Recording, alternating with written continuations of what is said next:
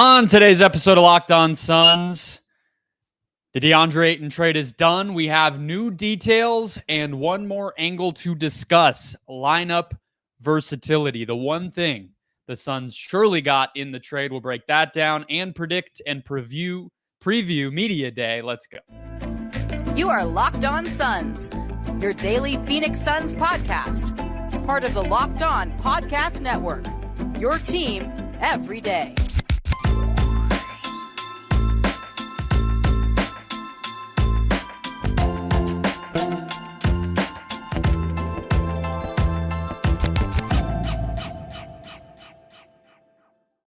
And we're back. This is Locked On Phoenix Suns. We're part of the Locked On Podcast Network, and I'm your host, Brendon Kleen, a credentialed media member covering the Suns for the past 7 seasons, a writer at Suns.com, and the host of the Just Basketball Show wherever you get your podcast. A big thank you for making Locked On Suns your first listen here on this Monday. Welcome to a new week. Welcome to really the first day of the Suns season. Media Day is today. Training camp begins this week, and next weekend is preseason game number 1. So this is what we have all been waiting for. It is October. It is time for NBA basketball.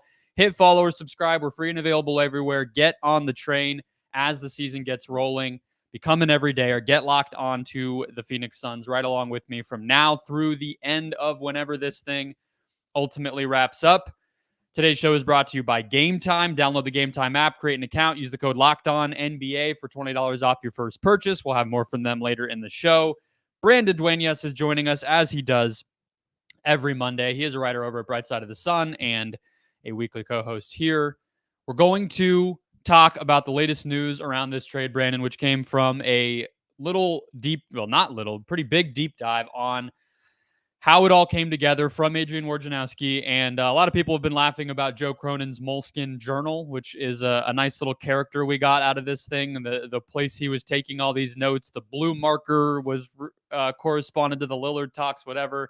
I think that whole thing is a little goofy, but he doesn't matter to the Suns so much because he does not work for the Suns. What does matter to the Suns, Brandon, is a couple of nuggets that we got. And let's start with the Grayson Allen side, actually, because it was probably the most new information that we got here. And the Suns apparently, because of how secretly John Horst, the Bucks GM, wanted to do things, the Suns did not know who the final player was in this trade. They had an idea that it would be Grayson Allen or Victor Oladipo potentially, or maybe somebody they weren't expecting. And then once it was Grayson Allen, that actually made them more excited. So I don't think this guy should be thought of as a throw into this trade, Brandon. Does that surprise you? Did you think of him that way? Does that change how you view his role here? Because I was pretty surprised to read how excited they were about him. It doesn't necessarily change how I feel about him in terms of like his role and everything like that. But it does. That entire story is just, it feels like it's off like a movie script or something. Like, I mean, yeah, right. It's pretty hilarious that, like, if true, obviously we're getting one side of it. Like, that's how it went down. That's very rare, I feel like, for a team, like, especially like making draft that big of a day, trade. the NFL movie, but like, yeah, training camp or trade deadline for the NBA side of it. Yeah, it does feel very Hollywood.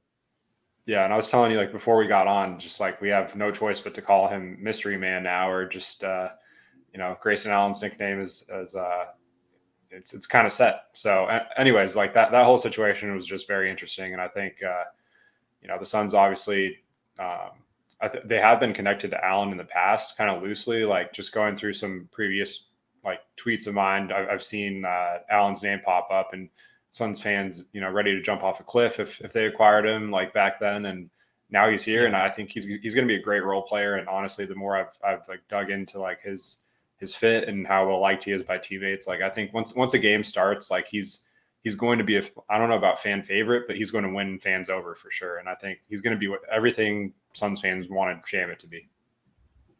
Yeah, he very well could be. I mean, he's a guy who took, five or six threes a game dating back to his last year in Memphis and shot 40%, and if you go outside of per game, he was at, 7-8 throughout his entire career, dating back per 36 minutes, dating back to even his rookie season in Utah. And he's really earned playing time and been pretty effective pretty much wherever he's ended up, because it's a skill set that pays in the NBA. But I think we'll talk about the lineup side of it in the next segment.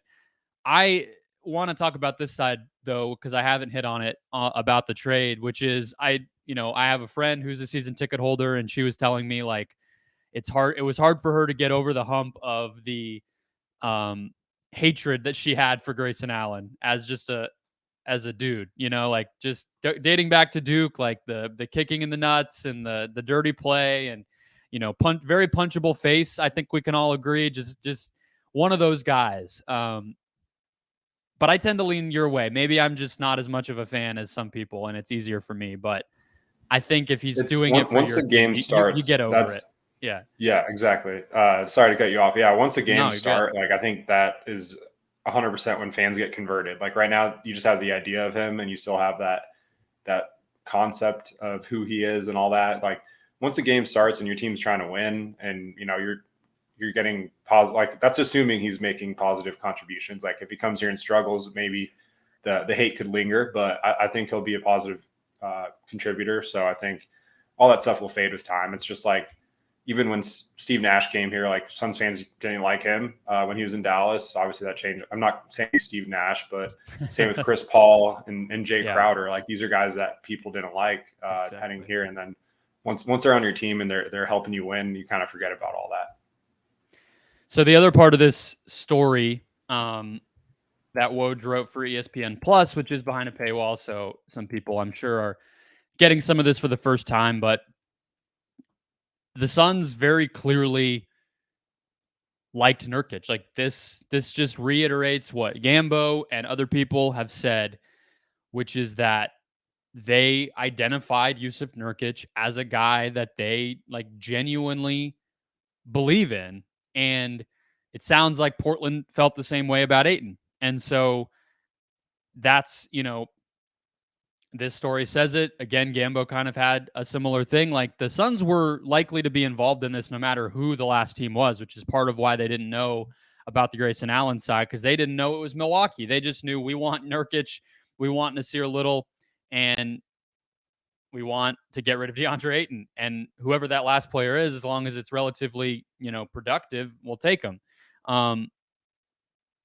That's one of the main things I think for me, keeping me optimistic or at least neutral on it, is that if they wanted him so bad and there was organizational buy-in on Jusuf Nurkic, like I'm willing to at least see it out. Like I'm willing to see some games before I come down too harshly, because that would make me believe they have a plan on how to use him, and I'll at least see that plan before I judge it like way too harshly, Yeah, absolutely. And I think everyone's going to have their initial first take of how they feel about it and all that. But like until the games start, like you said, we don't know how it's going to look and what their plans are with him. And I think, I've been harsh on the defensive fit, and not just because of him, but like just the situation I feel like they're going to put him in on that end is like sort of setting him up for failure. But on the flip side, like I think we got to see how that all looks and like what their plan is defensively, and like, if they're going to build something around him to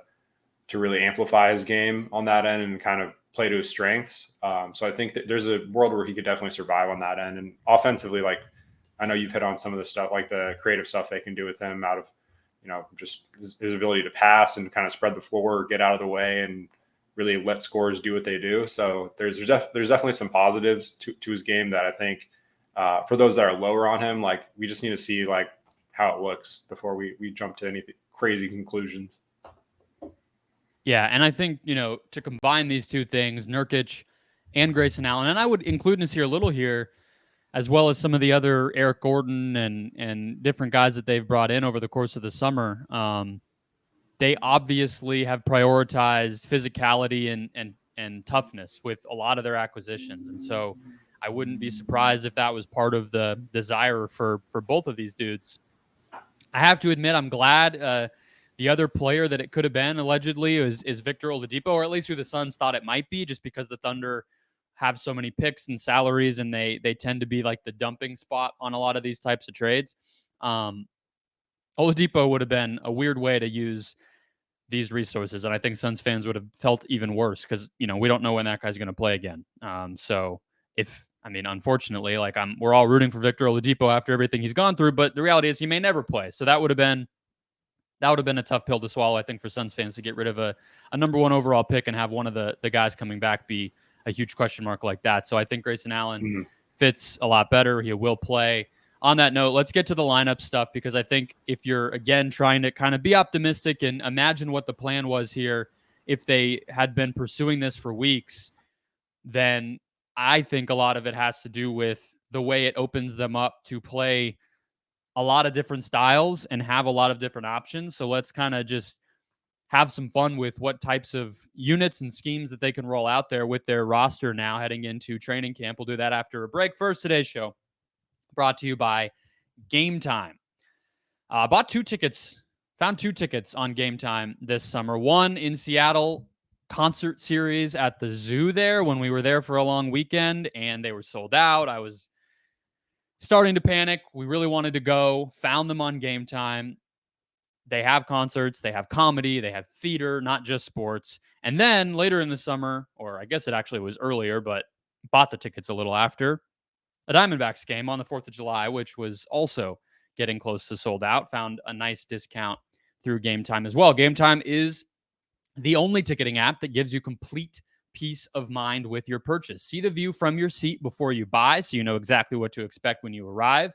They have all-in prices, meaning you get your full total up front, so you know what you're getting, and you know that you're getting a great deal without hidden fees. Buy tickets in seconds with just 2 taps on Gametime. Download the Gametime app, create an account, use the code LOCKEDONNBA for $20 off your first purchase. Terms apply. Again, create an account, redeem the code LOCKEDONNBA for $20 off. Download Gametime today. Last minute tickets, lowest price, guaranteed. Okay, let's keep it rolling. Brandon, I think you and I have done a couple shows now during your time doing the show of like the lineups we're most excited to see around, August, September. We have a whole bunch more, I think, that we could think about on the Suns roster now. Obviously, I think let's just start with the starting lineup. Do you think Grayson Allen has a chance to start for this team? And how likely do you think it is that he actually slots into the position we've all been debating all summer, and it actually ends up being the last addition to the team? I definitely do think he has a shot to start, but I think kind of like Vogel said earlier, like it's going to come down to like so many different matchups and options. So like that's the ultimate cop-out answer. But I think Allen's ability to I think he's the surest thing when it comes to being a shooter, and his ability to play tough defensively. Like they'd be a little bit smaller if they went that route, but I think overall, like Allen definitely has a chance to step up, and he's already played with Milwaukee's, pretty similar starting 5 in the sense that he's kind of an afterthought, and played well there with Giannis, Lopez, Holiday, and Middleton, where all he had to do is just kind of get in the right spot at the right time, knock down open shots and play hard. So I think from that standpoint, he makes a lot of sense to plug in. But if you're looking for more size and rebounding, that's where I think Bates Diop or, even just getting crazy, like Kellen Olson said, like Bol, they could experiment with him in the starting lineup. There could be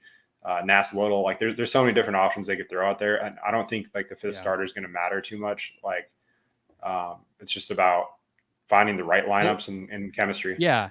Well, let's pivot then. Do you think, because this is one of the immediate kind of questions, if not a little bit of a criticism that I had of the trade, and part of what I'm still curious about as far as why they were so excited to get him, aside from the fact that I think he's just a proven playoff player. I've said before, like I was a little nervous about if TJ McConnell, when they were pursuing him, apparently they still kind of are, if he's actually like a playoff player with his lack of offensive upside and the fact that he's kind of a one position defender. I think Grayson Allen has more offensive upside and is a multi-position defender. So like I get it all around just kind of the talent, but he overlaps with Eric Gordon quite a bit. So I think you and I have been in agreement that most nights Eric Gordon will close for this team. Do you think Allen is a guy who could pass Gordon as the fifth closer? Because I agree, the starting lineup at the end of the day, I think it will change over the course of the season. It's not that big of a deal. So closing, and then also if it's like a game 7 in the playoffs, I think the starting 5 does kind of become the same as the closing 5 because those guys all play 40 minutes in those situations. Do you think Allen could be the 5th guy in a situation like that? Because I kind of do, just because he's so trustworthy and has been there before, blah, blah, blah. Yeah, absolutely. I think he's the biggest threat to Gordon in terms of he kind of does similar things, and he's younger, a little more athletic at this point of his career too. Like that's the other thing is like people don't understand how athletic Allen is. Like he can get up there and throw some posters down. He can make some pretty impressive finishes around the rim. He's someone that defensively I think will surprise a lot of people too. So I agree with your first point about the McConnell thing. Like I've seen people saying we should flip Allen for McConnell, and like I feel like Allen's a more proven, or not, I shouldn't say proven, but he's more someone I would trust more in a playoff rotation than McConnell at this point because he can guard up, and McConnell, the size could be an issue where.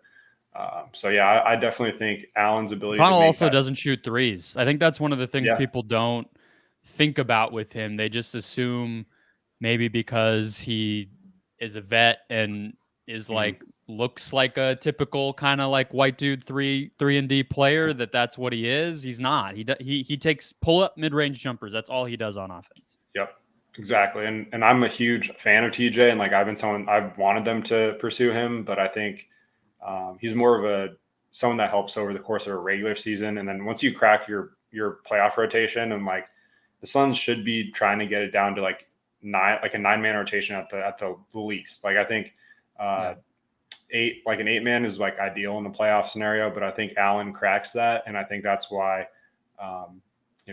that's a major reason why they were excited that he was the mystery man.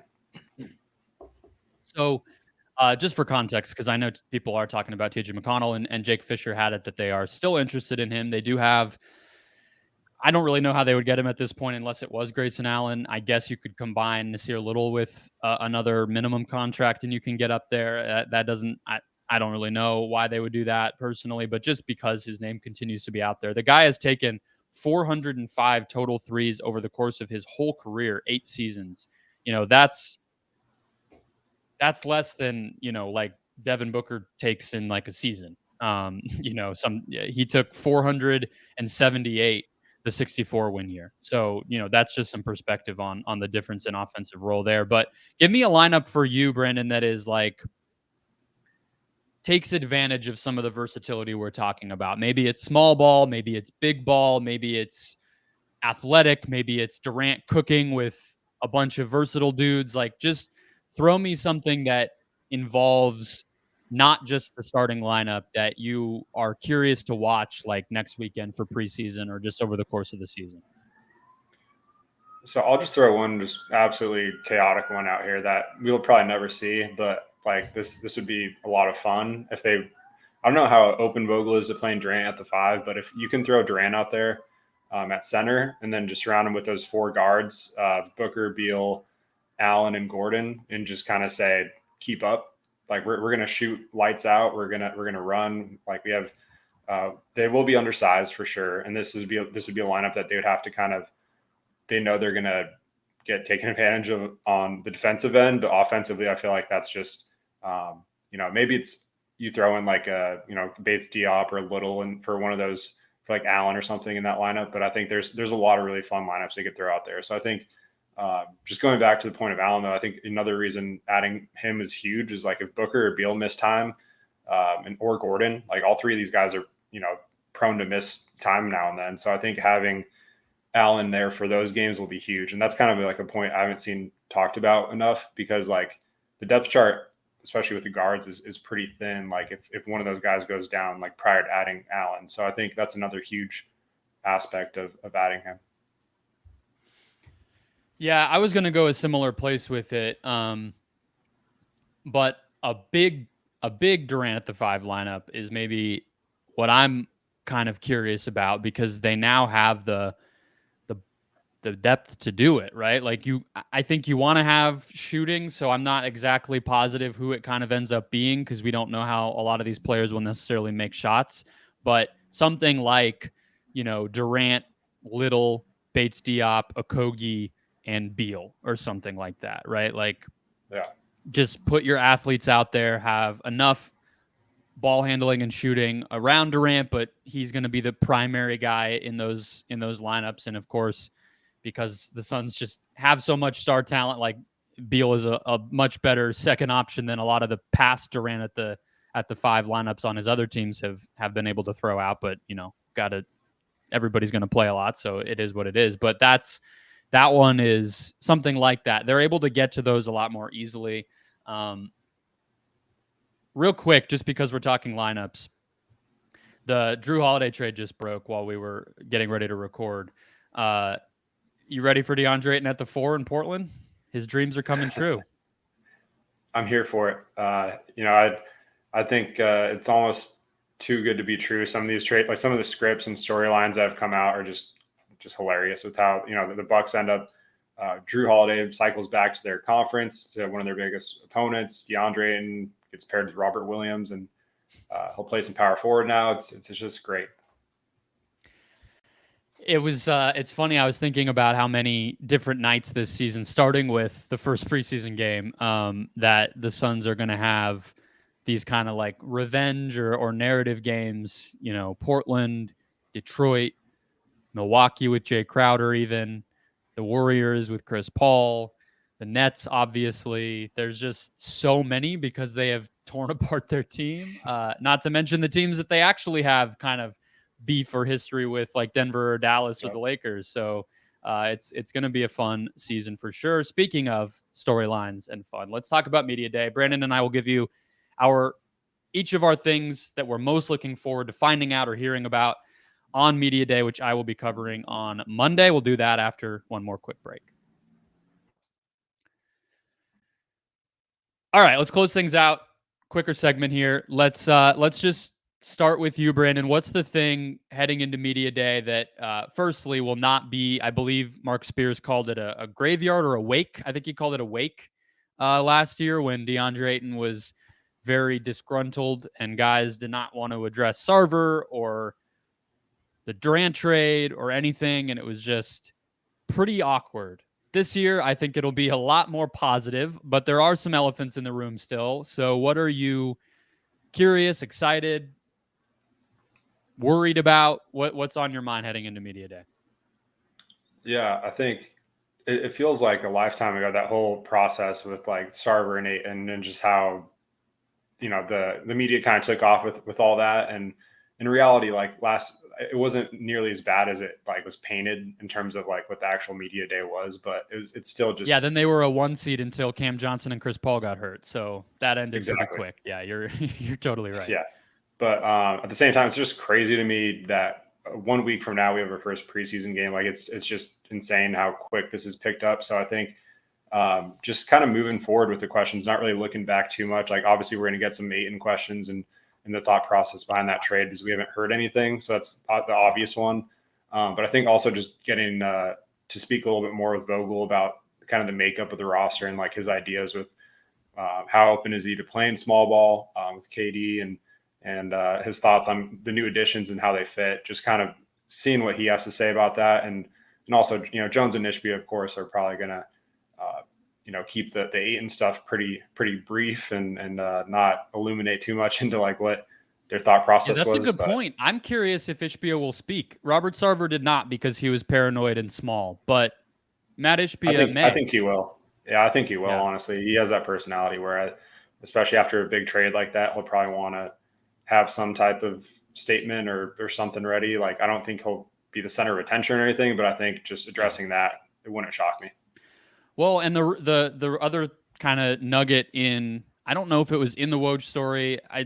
Sometimes I feel bad because Twitter is so like relentless that I forget where stuff comes from. So I apologize if this was not from Woj and some other great reporter broke this. But the idea of Ishbia being like incredibly involved was thrown out there, and there is mention of Ishbia in the story, and that's not not a surprise. I'm not trying to make it a negative. Fans always get mad when I bring that up. It's like it's just worth saying. I'm not judging it. I think a lot of owners are like that, but to your point, it would make sense for him to speak. But yeah, I think what you said about Vogel, I am also most interested in hearing from him, I would say, because I was thinking about this morning, getting ready to record, and I think we forget that he did change his stripes a little bit from Orlando to the Lakers. Like I think we give like Anthony Davis, and it's sort of we give him the credit, and it's sort of thought of as like, well, no crap, you're going to get more aggressive and creative with your defensive schemes when you have like one of the most unique defensive athletes of his generation in Anthony Davis. But it's like, okay, well, I mean, the coach still had to kind of adapt to that, and he deserves credit. So I think it would not surprise me after a year off where he said he kept up a lot with the NBA and always knew he was going to interview again for jobs, that he might have some new things up his sleeve. So we shouldn't just assume that Vogel's default setting is, I want to play Jusuf Nurkic 45 minutes a game. Like that's not really what he's shown us. Yeah, exactly. And that's why I think, especially coming in with like a completely new team too, like in terms of how, like just trying to get the chemistry on point and like everyone to buy in, like that's going to be another storyline for sure. So I think trying to hit the ground running as quick as they can will be important. And like we've seen a lot of them are working out together already and like have been in touch throughout the off season. So I think that helps. But that's another reason, like before the Aiden trade even happened, I was like, look, if they're going to do this, it has to be now, because we can't go through another media day, another trade deadline with uncertainty. So part of me, like, regardless of what the return is, like that point, kind of being addressed and like just kind of knowing what you got and having everyone excited to be there. Like that's another thing that I think is kind of underrated with, all the additions, like people want to come play here and everyone seems to be happy to be here. So it's a good start to a media day, and just going from there and seeing what their plans are for the season. Because that's the thing, right? It wasn't just last year that the Sarver investigation had just wrapped up, and the fact that Ayton's restricted free agency and the sign-in trades and him signing with the Pacers and everything had played out.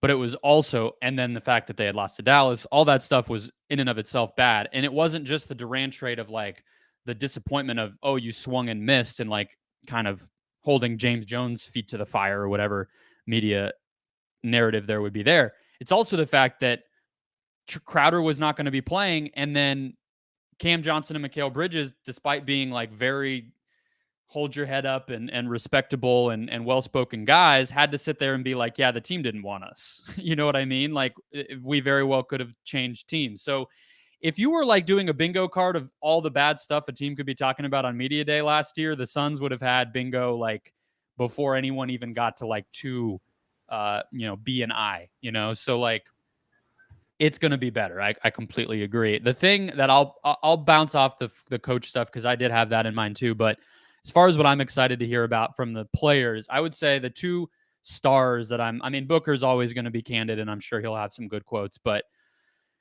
Beal, and he had a press conference, but now being around the guys in the gym and just having some time to think about it rather than like flying into Phoenix and having to give a bunch of answers is what's his view of his role?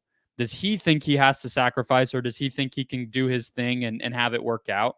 No good or bad there, just curious. And then the ball handling thing, like we've heard Vogel say that it's going to be kind of by committee. Is that comfortable for somebody like Beal? Does he feel like he is going to take it upon himself and challenge himself to actually improve as a passer, improve as a decision maker, and score a little less? Maybe that helps things settle out that way if he just kind of does that, I don't know. And then with Durant, I think too, hearing a little bit more, because I obviously wasn't following Brooklyn terribly closely, but he had maybe the best defensive season of his career last year. I know there was one really, really solid Golden State year from a rim protection standpoint too, but he clearly took it upon himself last year to help Claxton, and that defense was really solid. And I've said before, I thought that team could have won a championship if things had stayed stable. So what was his approach last year, and how is it different this year, right? Or the same? Is he approaching it the same way? The defense is going to be a big part of what he has to do, or is he going to kind of feel things out and see what Vogel has to say? Like, where's his head at on those? So those would be, from a player standpoint, kind of mine. I think you're right though on the other players. I think a lot of these guys are going to come in understanding that it's going to be a training camp competition, and they're going to have to play well to get minutes. Like, I think that's one of the benefits of building the roster the way they did, is nobody outside of those three guys, probably Gordon and then maybe Nurkic, just because he's a vet, are going to feel like they have a role on this team. Everybody else, 5 through 15 is going to come in being like, yeah, I got to earn it. Yeah. And I think defensively will be for the player questions. Like I think a lot of questions about the defense will be nice to hear their answers and kind of takes on that. And just the challenges like Booker, Beal, and Durant specifically, just seeing what they think about that. And then just maybe a little Eric Gordon question, just talking about, his summer and just being teammates with DeAndre in the Bahamas, expecting for that to carry over with the Suns, and just his thoughts on the trade. Was he disappointed that happened, or kind of, I'm sure that'll be something that probably pops up. It will. Yeah, Suns fans are going to be disappointed and annoyed by how many Ayton questions get asked. Like, people should just be ready. Yeah. The media is going to eat that up. It's going to be the dominant storyline, whether it should be or not, even more than Beal. Yeah, and I could see, honestly, I could see them starting off like Jones or Ishbia or whoever wants to make that statement, just saying, this is our statement on DeAndre Ayton. Like, and they just make kind of that blanket statement. And then every question they'll just do what was it, Dwayne Rankin, where he was asking about, I can't remember what press conference it was, but I think it was something along the lines of like an Ayton question where Jones had the same exact answer like 5 times in a row. We could get one of those again. Yeah, I think it was the Vogel press conference. Okay, that's right. So we could get one of those again where they're just not really interested in getting too deep in the details. So that'll definitely be the most interesting storyline, though, in terms of not only just from a narrative standpoint, but just like how they actually answer that question. Like, I'm looking forward to I'm just here so I don't get fined from James Jones. Basically. I mean, yeah, I think, For those who don't know, Brandon is a trained comms professional, so that is an informed perspective. But I will say that from a media perspective, the pivot from there is the reporters start asking the players about it, because those guys are more apt to give a good answer and less likely to take the advice of the team PR. So then it becomes if Ishbia or Vogel or Jones are kind of being stubborn, then it's like, all right, Drew Eubanks, like, time to answer, and that's just how it goes, for better or worse. But that will wrap us up. Should be great stuff tomorrow. I'll have a dispatch ready for you guys after all of the festivities are over on Monday, probably a little later in the day, because I also have to work my real job and then get back and do this podcast. But you can have that to look forward to. Hit follow or subscribe if you have not already. We're free and available everywhere. Content every day in your feed. We have a crossover with Mike Richmond of Locked On Blazers talking about Nasir Little and Jusuf Nurkic coming next week as well. So lots of goodies. I'll talk to you guys then.